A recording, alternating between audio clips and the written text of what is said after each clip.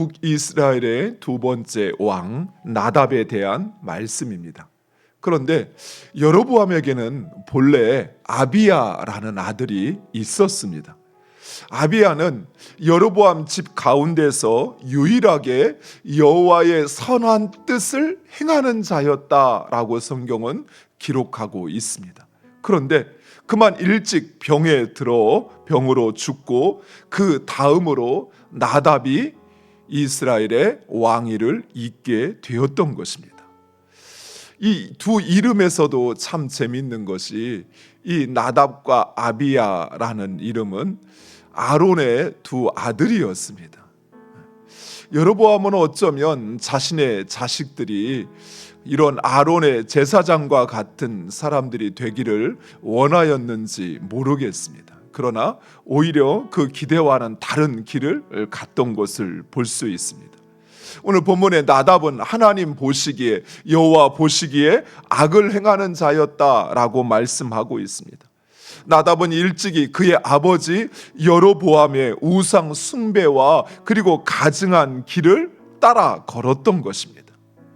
결국 이러한 나답과 여로보암의 집은 아히야 선지자가 예언하였던 것처럼 이사갈 족속 바사에 의해서 몰살당하게 됩니다. 이런 결과만을 놓고 보면 하나님은 죄에 대해서 분노하시고 그리고 죄인에 대해서는 참지 않으시고 심판하시는 하나님이시라 생각할 수 있습니다. 그러나 우리 하나님은 결코 심판하는 것을 즐겨 하시는 분이 아니십니다. 오히려 하나님은 용서하기를 원하시고 그리고 구원하시기를 즐겨 하시는 분이십니다. 다만 하나님은 죄를 용납하지 않으시는 것입니다.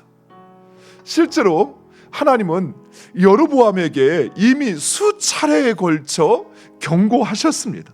그래서 죄에 대하여 하나님의 심판이 있을 것을 알려서 그로 하여금 미리 회개하여 구원받기를 원하셨던 것입니다. 내가 하나님과의 관계가 중심이 아니라 내 자신이나 또는 인간적인 관계를 중심에 놓다 보면 내 자신의 생각에 사로잡히게 돼요. 거기서 떠나질 못하게 돼요. 더 이상 내 마음에 어떤 하나님의 경고가 들어올 수 있는 여지가 없게 돼버려요.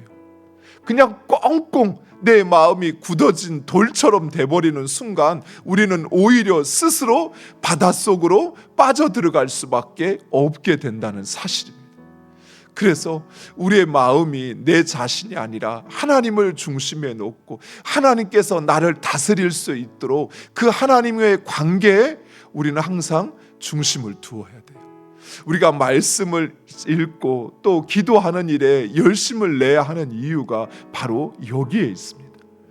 하나님과의 관계를 중심에 놓기 위해서는 항상 말씀을 들어야 돼요. 그리고 그 말씀이 내 마음 가운데 역사할 수 있도록 그것을 묵상하고 그리고 정말 그러한지 깨닫고 그 말씀에 순종해야 돼요.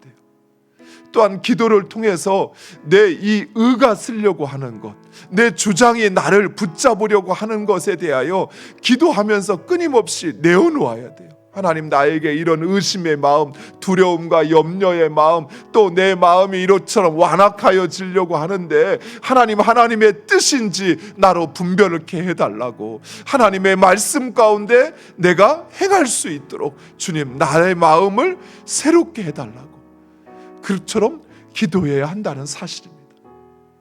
그리고 마지막 세 번째로 우리는 악을 악으로 갚지 말고 악을 선으로 갚아야 합니다.